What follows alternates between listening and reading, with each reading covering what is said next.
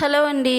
ఈరోజు మార్చి 3వ తేదీ సంపూర్ణ చంద్రగ్రహణం కదండి. అయితే గ్రహణం సమయం అయిపోయిన తర్వాత మనం పూజా గదిని శుభ్రం చేయాలా, పట్టు విడుపు స్నానాలు కూడా చేయాలా.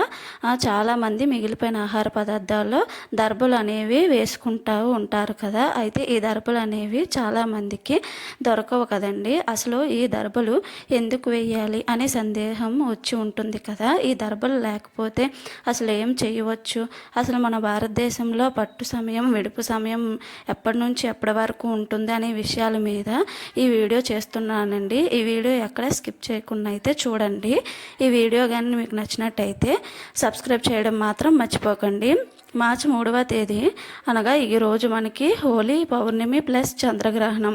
ఈ గ్రహణం మొదలైన సమయం అయితే 3 గంటల 19 నిమిషాలు, కానీ మన భారతదేశంలో మాత్రం 6 గంటల 2 నిమిషాల నుండి అయితే కనబడుతుంది. 6 గంటల 2 నిమిషాల నుండి 6 గంటల 46 నిమిషాల వరకు అయితే ఉంటుందండి.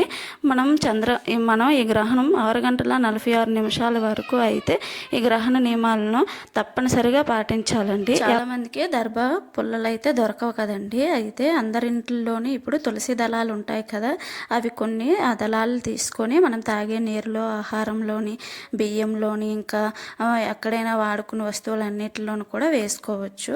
అలా వేసుకుంటే చాలా మంచిది. ఎందుకంటే ఇది ముఖ్యంగా గ్రహ దోషాలు ఏమైనా ఉంటే పోతాయండి అలా వేసుకోవడం ద్వారా.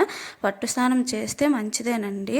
లేదు మాకు అవ్వదు అంటే మేము జాబ్ చేస్తున్నామండి మాకు అవ్వదు అన్న వాళ్ళు అయితే విడుపు స్నానం అయితే కంపల్సరీగా చెయ్యండి. ఇంట్లో ఉన్న వాళ్ళైతే 2 చేస్తే చాలా మంచిది. తలకు స్నానం చేస్తే చాలా మంచిదండి. ఏదైనా గ్రహణం దోషం ఉంటే పోతుంది. స్నానం చేసే నీటిలో కొంచెం పసుపు ఉప్పు వేసుకొని స్నానం చేస్తే చాలా మంచిదండి.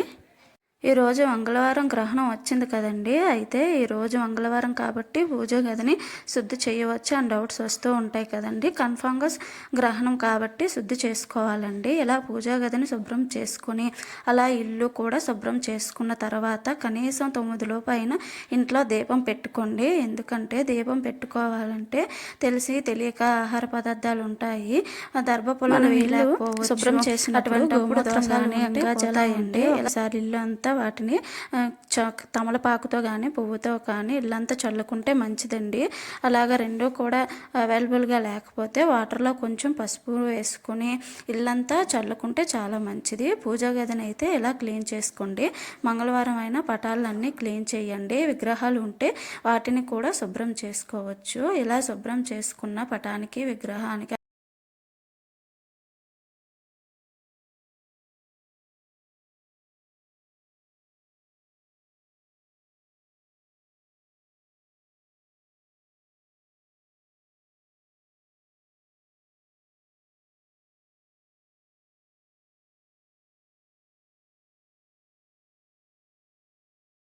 మార్నింగ్ ఉన్న ఆహార పదార్థాలు ఏవి తినకండి. ఫ్రెష్గా అప్పటికప్పుడు వండుకొని తినండి. క్రేతుగస్త చంద్రగ్రహణం కాబట్టి ఎవరైనా సింహరాశి వాళ్ళు దోషం పోవాలంటే బుధవారం రోజున ఉలవలు కానీ బియ్యం కానీ తెల్ల వస్త్రాన్ని కానీ ఏదైనా గుడికి వెళ్ళి అక్కడ ఉన్న పంతులు గారికి దానం చేస్తే చాలా మంచిది. వారికి ఉన్న గ్రహ దోషాలు ఏమి ఉంటే పోతాయి. గర్భిణీ స్త్రీలు అయితే ఈ గ్రహణం సమయంలో లలిత సహస్రనామాలు కానీ భగవద్గీత కానీ రామాయణం వంటివి చదువుకుంటే మంచిది. ఇలా చిన్న చిన్న నియమాలు పాటిస్తూ ఈ గ్రహణాన్ని అయితే పూర్తి చేసుకోండి. ఇంకేమైనా డౌట్స్ ఉంటే కామెంట్ చేయండి, నేను తప్పకుండా రిప్లై ఇస్తాను. నా వీడియో మీకు నచ్చినట్టయితే లైక్ చేయండి. ఎవరికైనా ఉపయోగపడితే